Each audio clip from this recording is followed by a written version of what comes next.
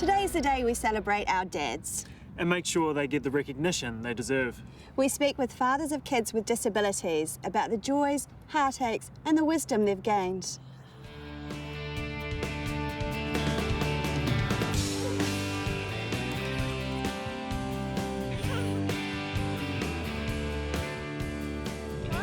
There's no script for parenthood, and dads don't talk about it a lot.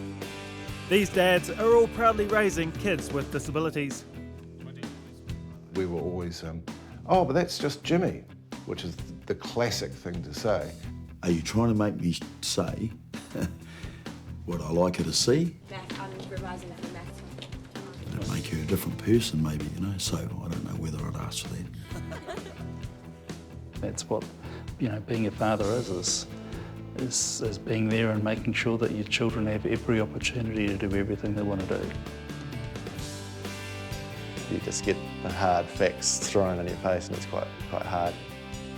All my mates have different ways of doing things, and every now and then they'll talk about a little nugget of information and go, oh, I never thought about doing it that way. All right, here we go. Next step. Dylan was diagnosed with Down syndrome and a heart condition before he was born. But the disability wasn't his parents' focus. They passionately wanted Dylan to survive.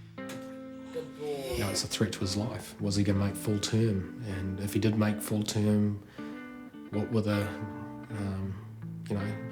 what was his viability? Richard Tapar and his partner Mel arrived back from their OE with their first baby, 10-week-old Natalie. They had no idea she was blind. Originally, my brother saw her and said, there's something wrong with her eye. Well, it turned out that it was blindness. Campbell Crawford had always been a hands-on dad to his two boys. An accident on a ride-on mower caused 5-year-old Harry to have his leg amputated and changed Campbell's focus as a father. I really did nothing for a year, work-wise, just sort of paid a few bills, just did the general stuff, but most of my time was spent just with Harry. David Dubber has 3 children, all with disabilities. He confronted the challenges of disability as a first-time dad to Rebecca. She was born with a spinal abnormality, but is now, in part thanks to Dad, a Paralympic swimmer. We knew that there was something wrong. Her feet were small, her legs were small, her feet brushed her ears all the time. She was bent as a staple. And it wasn't till 3 days later that we actually went to a specialist who told us what the proper term for her disability was. Derek Reed's eldest daughter Amelia was born with Prader-Willi syndrome, a rare genetic disorder that causes both intellectual and developmental delays. It was kind of evident within a couple of hours of her being born that there was something not right. She was very hypertonic, which is floppy. You could hold her like that and she would bend into a U shape. Business leader Roderick Dean has led some of New Zealand's largest corporations, but he too had to manage the reality that his daughter Kristen was born with a disability. Kristen died 16 years ago as a result of her degenerative disorder, Rett syndrome. Oh, she was 16 when she was diagnosed, but of course she was 18 months to 2 years when we realised there were complications. Russell Brown is a journalist and media commentator. He and his partner Fiona have 2 sons, Jimmy and Leo, who live with Asperger's, a condition on the autistic spectrum. What I have learned, and through the kids, and it sounds wishy-washy, but it's actually an incredibly practical thing, is a knowledge of how people are different because of how they're wired. And it's actually an incredibly useful thing for a journalist to know, to understand how and why people can be different, that we are not all the same.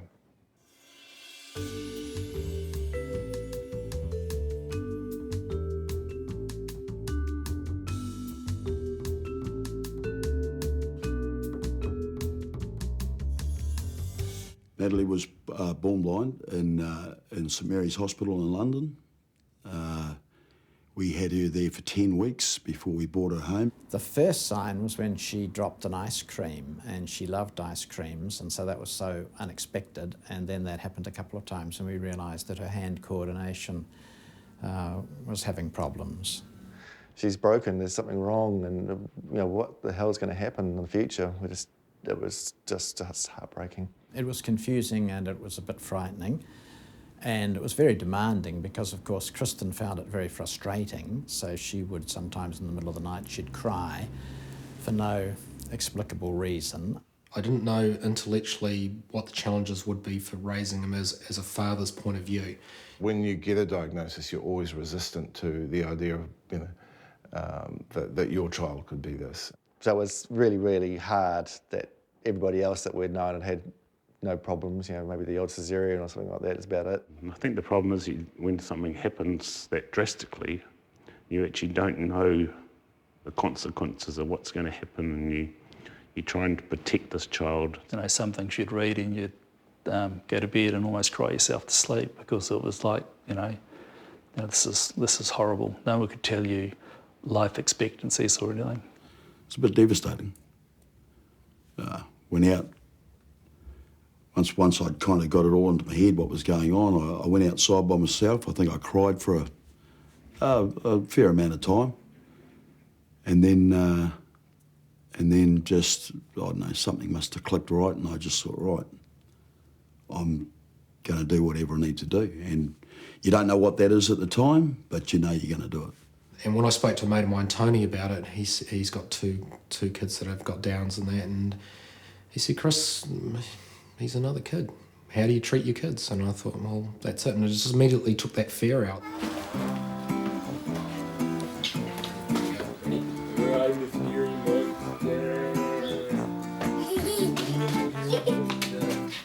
I think a monster's coming to get you. You will always have to grieve for the child that you didn't have, and then you really, really have to get on with loving and raising the child you do have. And that's, I'm quite proud of the fact that we were able to do that, that we actually accepted the kids that we had and got on with it, and valued them as well. Actually, I think our kids are amazing. Guys have a neat perspective. And every guy has a different way of being a dad. My dad was a builder, a carpenter, a very practical man. And I think more than anything, that's what he gave me. The limb centre keeps Harry's old legs because they're actually trashed. They're all ripped, broken, to show kids this is what you parents need to bring your kid's leg in looking like, which means he's climbing trees, jumping off things.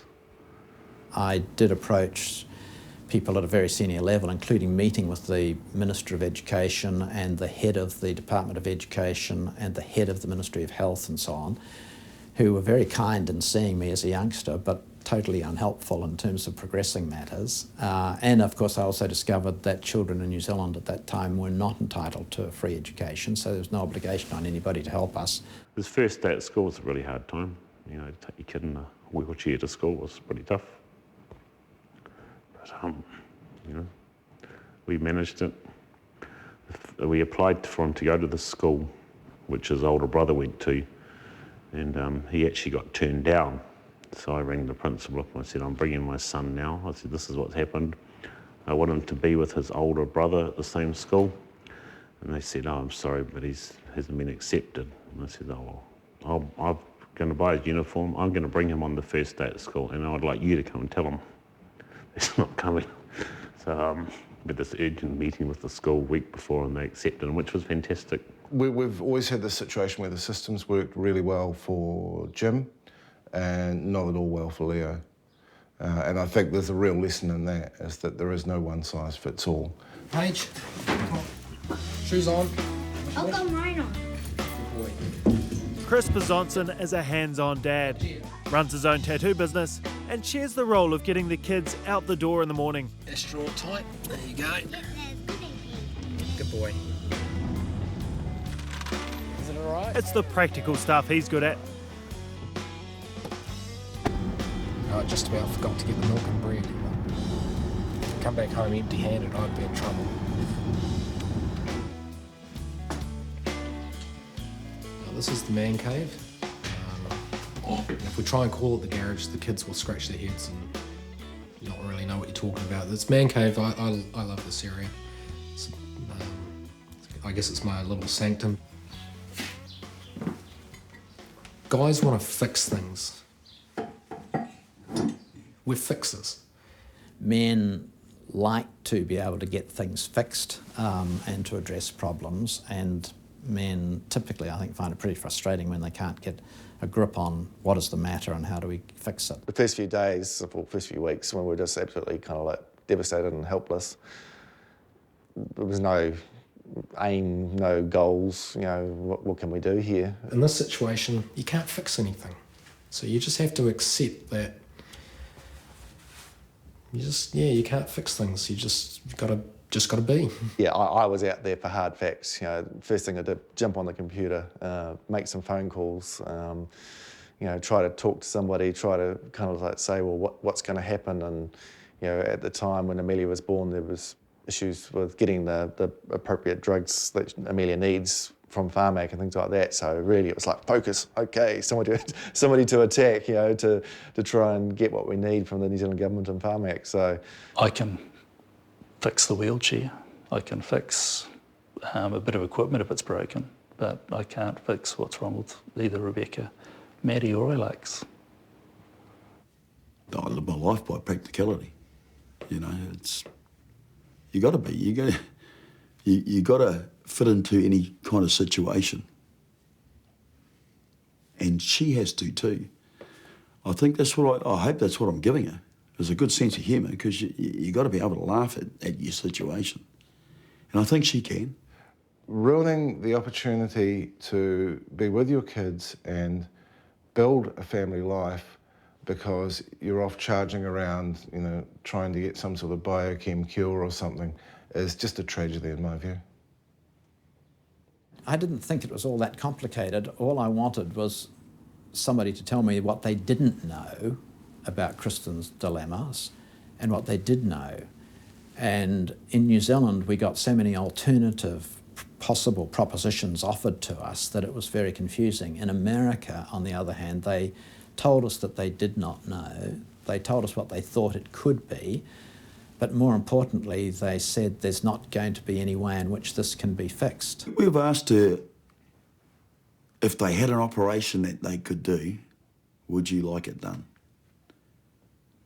And I don't think she answered. She didn't know. Because she's never known sight. So to somebody who's had sight before, great. But for her, I don't know.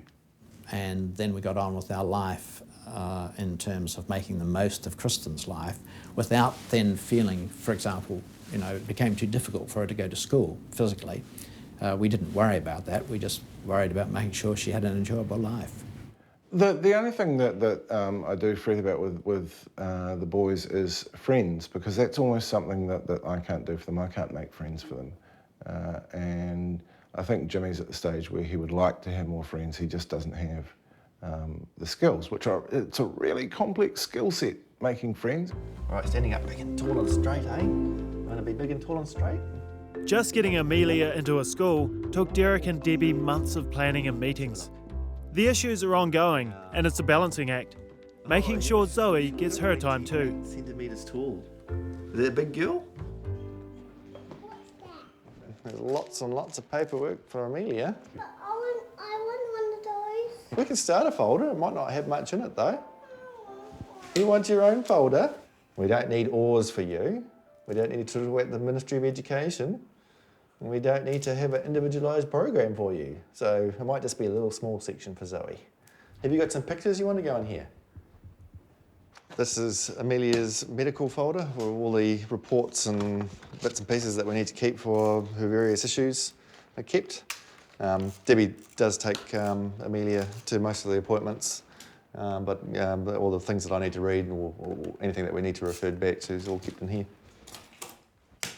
Amelia is not your typical child. You actually, to engage with her, you have to go and see her and be with her and prompt her to do things and stuff like that, whereas Zoe will seek you out, hunt you down. He looked around for more flowers. 2, 3, 4. The problem is actually kind of like trying to moderate how much time you spend with Zoe and how much you with Amelia, because Zoe would take 100% of our time and Amelia wouldn't complain about that. So we have to kind of like try and kind of balance things out a bit. Oh, you're the best cuddler in the world, aren't you? Oh, you're gonna give Dad a cuddle too. She loves the cuddles, and because she's quite hypertonic, she's quite floppy. She actually kind of moulds into you when she's giving you a cuddle. So, best cuddle that you can ever have. Zoe's bony ears, and she's just happy and smiley most of the time. We're going to get a lemon, shall we? Right, okay, so we'll go get a lemon for Mummy. Get a lemon for Mummy. Are you ready? Oh. It is stuck, isn't it? There you go. Should we go give that to Mummy? It's a lemon for Mummy, isn't it? Give me the baby, honey. Give me the baby. See ya. Have a good day. Big sloppy kiss. Right, Daddy kiss. Good boy. You're so clever. The roller coaster analogy is a perfect way to describe it, and I'd say the highest point is right probably the last couple of months. So my wife and I have grown closer together, probably closer together than we have in the last, well, since we've been going out with each other or married. Like any couple, you struggle and you argue and you make up and you argue. It's like just one big circle. I think that's how normal relationships are supposed to be. I don't think there was any added pressure from having a special needs child. I'd say we're a tag team. We do what we can when we can. With having a wife like Gillian, there was not much space to, get depressed or unhappy about things because we were forever, looking to what we could do next to enjoy life. And those times when you have to make a very crucial set of decisions, you want the unity in the relationship to be stronger than ever before. But as a team, I think we've done pretty well to get I think we're a good team. We actually have a very close family life, which in one way is what you get when one member of the family doesn't like to leave the house. But I think that I see that as a real triumph. I sometimes feel sad when I see parents of kids on the spectrum who seem obsessed with the idea of a cure rather than accepting the child they have. And for me, you always think you could have done more to help your kids achieve, but I think the big achievement for us genuinely has been the fact that we have a good, sound family life. Kristen had the same mood about life as Gillian had. So, I was just uniquely blessed in having these, one young girl and a wife, young woman who, made my life such a huge pleasure. I think dads have got to sit at the back, watch the overall, and it's the nurturer, my wife, who does all that, talking to doctors, talking to teachers. I only come in when I feel it's necessary. And I think that's probably better for me because I'm more likely to shoot than wait. And I think the fathers need to sit back and gather everybody up and make sure everybody's all right. I think we were lucky in some ways that in the beginning there, when one of us is really down, the other one was in a state to be able to help and support the other. For Debbie and I, it worked quite well at that time. I can't remember. I think if we were both down, really upset at the same time, it would have been a nightmare. And that's the reality. It put a huge strain on our relationship. And last year, I think it was around about this time, we actually separated for about 3 weeks. We've only been separated for 4 years, three and a half years, so I can't really blame that for any part of the separation, really. That was a lot of other issues. I thought it was turning into the worst time of our lives, but we couldn't have got to where we are now without going through that. Maybe try and give yourself a few more breaks than we got. I think it was something like 13 years before Fiona and I got a night away, and that was too much. Me time is taking the dog for a walk around the lake when the girls are swimming, or I get to go sailing on a keeler every now and then. And they're just times where it's just me and doing my thing.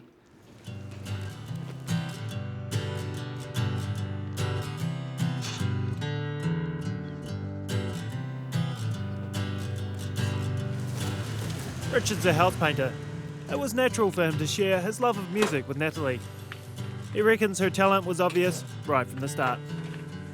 Noticed that she had really good rhythm as a young kid. You know, she used to tap her feet as like a little 2 or 3 month old baby to the beat of the music, and I just thought, wow, is that what all kids do? I don't know if they do, but yeah, so you know, we just always had music going, played guitar to her, average guitar, but played guitar to her.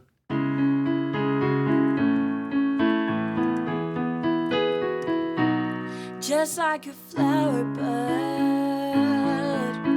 ready to open in spring. And of course, you know, they get to that 16-year-old and they kind of got to go their own way. She writes a lot of her own music.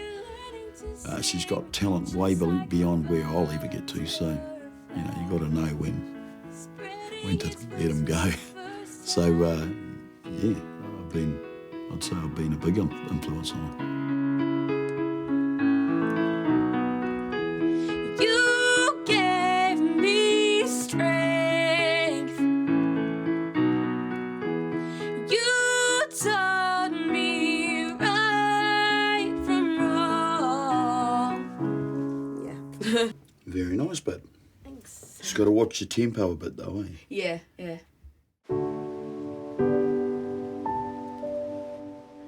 David hoped his kids would share his love of sport. You have your expectations of, probably as most fathers do, their sons being All Blacks or All Whites or something or other. Alex lives with autism, which has instead enhanced his creative talents. It's daughters Rebecca and Madeline who have David up poolside most mornings. Your expectations of, you know, what you're going to be able to do with your children changes when you're presented with something that's out of the normal. You've got to reevaluate where you're going with, you know, with your life, and that's what I found to be the hardest thing to start with. Was Rebecca came to me when she was 10 years old after being to a surf lifesaving trip with school and said, I want to do surf lifesaving. I really enjoyed what we did on the beach and I thought, I think I can do it. So we took a wheelchair down and joined her up, and she went through and did all of the things, and that just makes you really proud when your children achieve things that you never thought that were possible. The same with all kids, you know, the walking, the talking, all those things are all proud moments. And I think that's why you have kids, don't you? Show them off. When I look at my kids just like Brandon and Paige just hanging out together and just doing little stuff in their room and that, just playing with their toys or reading a book or just hanging out together, or Dylan on the floor, I just take that moment, that little moment. It's all about the little things now. It's one thing we've all got in common is that we all like Doctor Who. It's sort of that part of geek culture that we all like. Yeah, we all do seem to like sci-fi, don't we? Yeah. As a matter of fact, you guys pulled me away from System Shock 2. I knew you'd bring it back to computer games. Oh, God. For Russell, the future for his boys has always seemed uncertain. At one time, he never thought they'd be able to leave home. Who created the original Doctor Who theme? I don't know. But these days, he's much more optimistic. Jimmy, who's been on this program and is about to start a film course, we thought he would need sheltering all his life. There was a period in his life where he was in the bubble, and now he is independent, he's personable, he has a great sense of humour. So yeah, things change. You just don't know what they're going to change to. I think a lot of people put too many more people into the complication. I think it's your children. You need to spend time with your children and love them and do cool stuff with them, and just to see them all laughing. I think it's one of those things that you have to live through, grow through. As much as anybody, Kristen taught me patience, because one realised that she wasn't going to be able to make progress in the normal way. But on the other hand, she had this great enjoyment of life. And so one understood that enjoying life has great diversity about it. I remember the smile and the laughter and the joyousness when we'd go to a new place. I'll never forget at 2 o'clock in the morning driving into Hong Kong City, and she couldn't speak, but there she was peering out the window, just so excited about being in a new place. And that happened over and over. So it's all that positive stuff that comes into my mind. I hope she's happy. Yeah, the career thing's not going to be something that she's going to have. She's not going to do a degree. She'll be lucky to get through school. So, I hope she's happy. There's lots of people that I know that haven't got children and are money rich, but it's the quality of life that we give our children that is our investment in the future.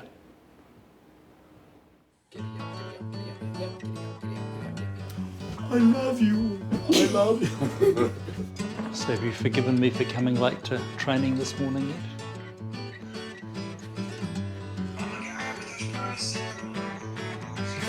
Yeah, I'm really proud of the family unit that we've made. We're not like other families probably, but I think that's our big achievement. Looking forward to hitting those slopes again, eh? Cool. Give them a bit of a polish. Oh, you're looking out for Daddy. Yeah. Special needs probably just takes you down a different avenue. I don't know if it's hard. I don't know if it's just the way that I handle it. But to other fathers, I think you just got to accept it and do what you can. A big thank you to all those fathers for sharing their stories, and I want to say Happy Father's Day to my dad. Happy Father's Day, Dad. Welcome to the Athens! Athens, home of the Olympics. What? And this year's host city to the biggest sporting event on the international calendar. The Special Olympics World Summer Games. Right in the thick of it, attending his first major international powerlifting event, 21-year-old Clayton Ma. I gotta go burn for medals.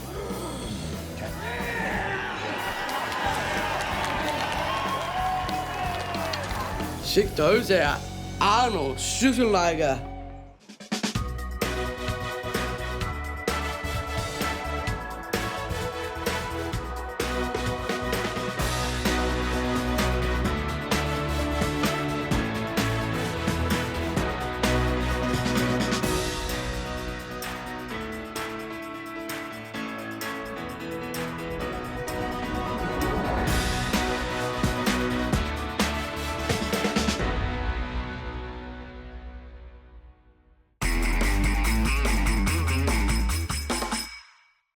Attitude was made with funding from New Zealand On Air.